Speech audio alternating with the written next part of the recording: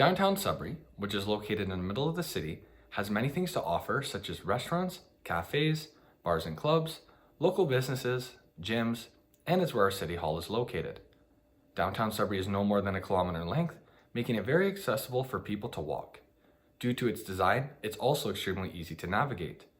Even with all of these positives associated with downtown Sudbury, many Sudburyans rarely ever visit downtown. Since the 2000s, downtown Sudbury has slowly become an extremely desolate place with very little atmosphere. There has been an increasing homeless population as well as many businesses that have closed down permanently. However, downtown wasn't always like this. But before we discuss what led to the decline of downtown Sudbury, it's important we understand the history of Sudbury as a whole and how downtown came to be. Approximately 1.8 billion years ago, an asteroid crashed into Sudbury, creating the Sudbury Basin. The result of the asteroid created mineral-rich land, which still drives Sudbury's largest industry, mining. Founded in 1883, Sudbury is the nickel capital of the world. However, mining practices in the 1900s were extremely harmful to the environment. The amount of pollutants in the air had many devastating effects on the surrounding area. Acid rain was also prevalent during this time as well, destroying habitat both on land and in water. By looking at some of these photos, it's clear to see that during this time, Sudbury was not the best place to live in. During this period, the area was almost entirely rock, with virtually zero trees anywhere. However, due to the world-renowned regreening process over the last 40 years, the area has made a complete comeback. Over 9.8 million trees have been planted, and just under 12,000 hectares have been limed, fertilized, and seeded.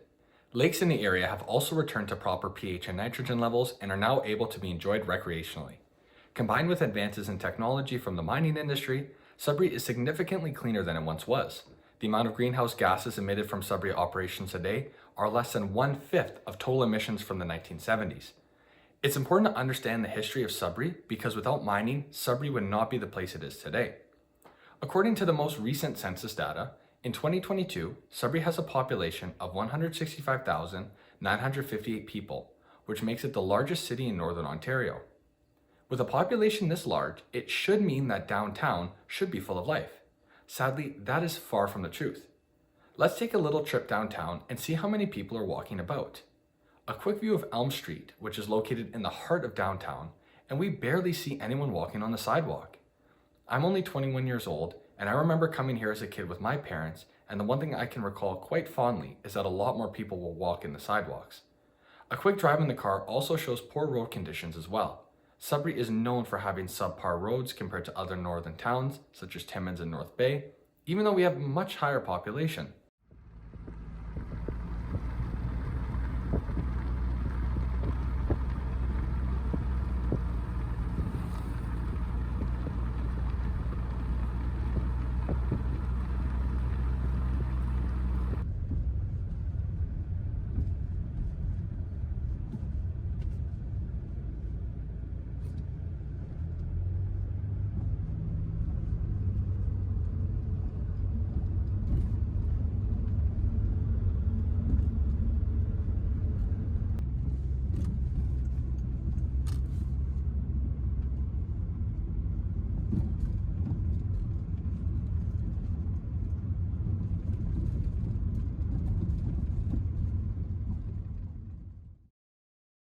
For something to be in decline, that must have meant that in one point in time, that particular thing was in a better position.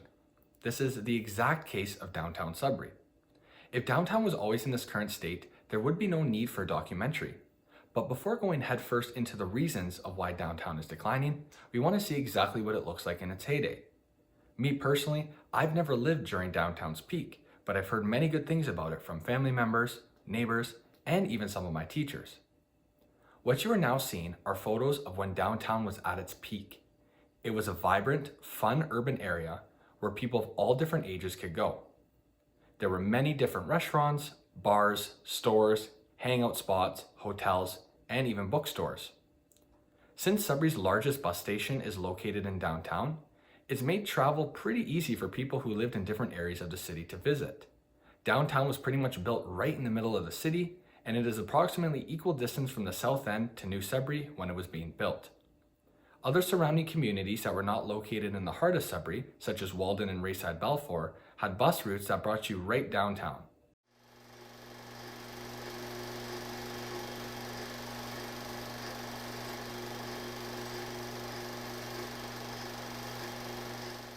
After seeing the comparison of what downtown looked like before, you can see that this is a very important issue for the city of Sudbury. For many cities, the downtown area is vibrant and full of life. It's for people to socialize, relax after school and work, go shopping, and enjoy entertainment. But it's even more than that. It's where communities come together for festivals, cultural events, supporting local businesses, and enjoying the uniqueness of their city. To reiterate this fact, I have Jennifer Novak, who was born and raised here in Sudbury. She also attended Marymount Secondary School, which is right next to downtown, and she remembers the area quite vividly. When growing up, did you enjoy going downtown, and was it an enjoyable experience? Yes, I enjoyed going downtown because it was often with my mother to go grocery clothes shopping. They had Woolworths, Kresge's, Eaton's. That's where we got all my back to school clothes. There was a great bakery at Woolworths. We had the best banana cake for our birthdays there. There was lots of people. Everyone was dressed in their Sunday best. It was an event, so to speak. People were friendly. It was hustling and bustling. It was a really good place to go. I had no ill memories of it, and it was fun. So moving on, during your teenage years, what did you think of downtown? I thought the same thing. It was fun. I went to Marymount. We would take the stairs coming down the hill. We would, at lunchtime, go walk the malls. It was cool back then. It was alternative. No, you felt safe. They had the movie theater back there. Teenage, it was fun. You kind of had your little local crazies that you'd kind of look out for, and it was a cool place to be. So, when did you start seeing a negative change in downtown? It would have probably been after I finished high school. That's when the city started expanding. Banks were popping up everywhere. The big box stores were becoming popular out towards New Sudbury. People were complaining about parking, about paying for it, the inconvenience of it. It just kind of started dying down. I didn't even go that much anymore. It was always, let's go to New Sudbury. Things started to kind of leave, and I think that's perhaps when downtown started to kind of falter. I'm not sure the time when that would have been, maybe late 80s around, but I think that would be because I even stopped kind of going. So, do you think that when big box retailers left downtown, it started declining? Yes, New Sudbury started to be built up. People that lived in New Sudbury would go to those places in New Sudbury. I lived in the South End.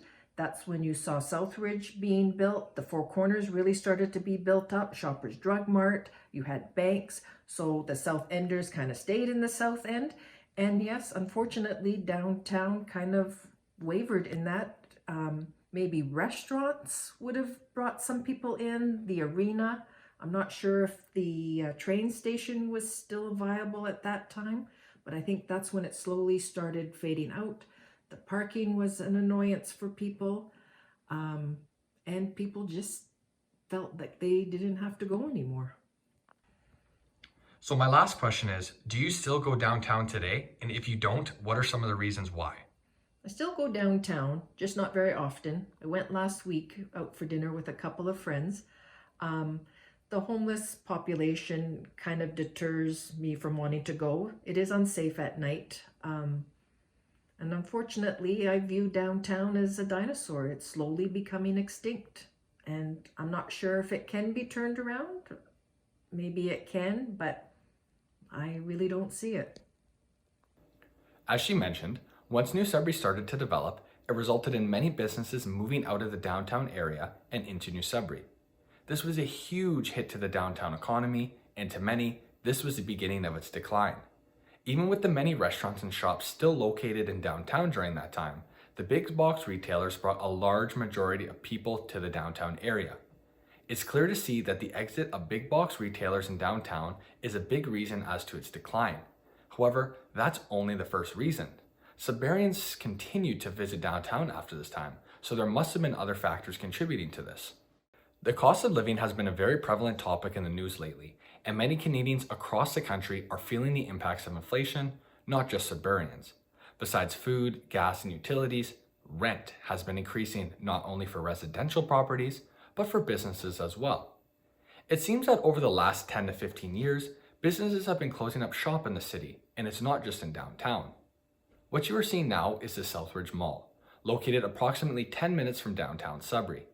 It's hard to believe that not too long ago, this mall was extremely popular. I remember coming here with my mom, aunt, and nana, and the entire mall was packed with people.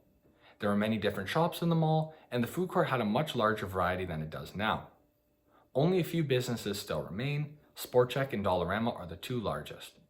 After researching, I cannot find specific rent prices for this mall. However, speaking with locals, the mall has just become too expensive to operate in. It's extremely sad since this place at one point was such a great place to be. Now let's head to downtown's largest mall. Originally named Rainbow Center, it's now called Elm Place. Located in the heart of downtown, this multi-level building has rooftop parking, a food court, and even its own cinema. However, it's a very similar picture compared to the Southridge Mall.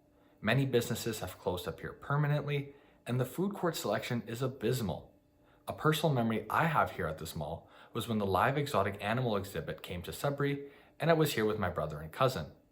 It's a shame that it has become too expensive to operate here, considering that just over 10 years ago, just like the Southridge Mall, it was packed. Rent is not the only reason why businesses in the downtown core are hurting. The pandemic had devastating effects as well. Even with government subsidies, many businesses shut down permanently during the pandemic. A large majority of this was due to the lack of in-store shopping during the lockdown. Another reason is the increased popularity of working from home, meaning less people in the office. So there was no need to rent out the spaces. During this time, businesses had to adapt. However, service-driven businesses were hit the hardest. This, combined with high rent, was not good for local business owners, and many businesses here have been operating for decades. Even with COVID restrictions being lifted, the impact can still be felt today. To help get a clear picture of how rent increases and COVID affected business owners in the downtown core, I'm talking with Bill Corney, owner of Corney's Office Plus. So Bill, thank you for taking the time today. For my first question, I would like to know, how long have you been in business for? Okay, Kai, that's a long question, a long answer that's going to come with this question. We were established in 1892 as Muirheads, and my dad bought the business off of the Muirhead family in 1972. His kids, the brothers, three brothers, Tom, John, and myself, ended up buying the business from my dad in about 1986, and we ended up selling the business as we knew it as Muirheads to Grand & Toy. So we were a 118-year-old company that sold to a 122-year-old company, and we worked for them for 4 years until setting up shop right next door to them a year later after working with them. And here we are 12 years later in the new operation called Corney's. Alrighty, Bill, so then how long have you been at this location for? We've been at this location for 12 years. We started renting because we were familiar with this space, and we were right next door to our former business at 73 Elm, so this is 67 Elm here. And this was an old department store that was built in, I think, the early 1900s, 1915 or so. And the owner of the business wanted us to rent this space off of him. And we ended up renting it off of him for about 4 years before we ended up buying the building off of him, probably about 8 years ago or so. So we've been in the building for a total of 12 years though. So how has COVID affected your business? COVID's had an impact, certainly. As a lot of the staff that were either in the downtown core or any of the businesses that we supply product to started to migrate home and work from home office, we had to adapt accordingly. We had to have product available to them for that application for home office. So we started selling height adjustable desks. We started selling more product that is geared for home office use as opposed to in-office use. And We basically zigged and zagged throughout the whole process for the 2 years or so that we were pretty much in the thick of things. So now that lockdowns are pretty much lifted, have you seen normal business activity pre-COVID, and are things, would you say, back to normal? Yeah, Kai, I'd say that they're probably far from back to normal. They're moving in that direction, certainly, but we've got a long way to go. It seems like staff and employees are moving back to the offices. Some in the downtown core, some not in the downtown core, and we've got a ways to go though before things are back fully to normal, if they ever get there. I think we're probably going to continue to see a hybrid model for the next little while before things kind of flatten back to where they were back pre-COVID. Alrighty, Bill. So I spoke with business owners in the Rainbow Mall, and they said that rent was a big part of the reason why their business closed. Do you believe that rent is too expensive in the downtown core? Rent is not necessarily too expensive for some of the banks, for example, that can certainly afford that kind of rent, high rent. Others that are, I would say, locally owned businesses and business people probably are less likely to be able to afford it the same way that the banks can. So it becomes a struggle, and certainly there haven't been any concessions, I'd say, for that, especially when there's been an exodus out of the downtown. So, Bill, the last question today is, do you think that downtown is a viable option for someone to start a business here in Sudbury? Yeah, I think that there's a number of incentives that the downtown BAA is offering actually for a vacant space in the downtown, and it could be a viable option for a small operation to jump into some economical space in the downtown. I think though that the city needs to step up to the plate and provide some concessions for reduced rent, given the numbers of businesses that have exited the downtown. We've seen the likes of KPMG that have moved out to the south end. We've seen a number of banks that are allowing their staff to work from home. So the challenge there is that now all of a sudden we don't have the same number of people walking the downtown streets, right? So business is a little tougher, and there's fewer people in the downtown core. The city really needs to step up to the plate and do something with that. Rent increases and the overall cost of being in business, combined with COVID, is definitely a large reason as to why many businesses in Sudbury's downtown core have closed up permanently. However, due to the pandemic, brick and mortar sales have been declining nationwide over the last few years. According to Deloitte, the pandemic has caused a massive drop in retail sales, the largest being in clothing and accessories at a 53.1% drop. Even after the pandemic, StatCan still reported over a 2% drop in retail sales this July. It's certainly no doubt that businesses that were already struggling in downtown before the pandemic unfortunately never reopened their doors after it was over. With local businesses leaving the downtown core, this results in less people visiting downtown. If all the big stores are located on the outskirts of the city, people will have no reason to visit downtown. Even with big box retailers moving to New Sudbury, high rent for businesses in the downtown core, and the pandemic, there has been another factor that is unfortunately resulting in downtown's decline, and that is the homeless population. This is a very sad topic. Cities across the world are dealing with this issue, and Sudbury is no exception. However, in recent years, Sudbury's homeless population has been growing, and downtown seems to have the worst of it. 2021 seemed to be the worst year in recent memory. According to CBC News, in October 2021, the city counted 88 people living in a large tent encampment in Memorial Park in the downtown core. Memorial Park is located right next to both the police station and City Hall. The park is to honor our fallen soldiers. However, looking at it now, and it feels like a city within a city. These are recent photos of what locals call Tent City, a hodgepodge of tents pitched right beside each other. The people in these tents make up the most vulnerable members of Sudbury. Many of them are mentally ill with substance abuse issues. Used needles have been found all over the surrounding area. This ultimately makes people more nervous when coming here. With many more potent drugs, such as fentanyl, making its way into the Sudbury drug market, this can have more devastating effects. You rarely see people coming out here, especially with young children, in case of accidental exposure, as well as getting pricked by a needle.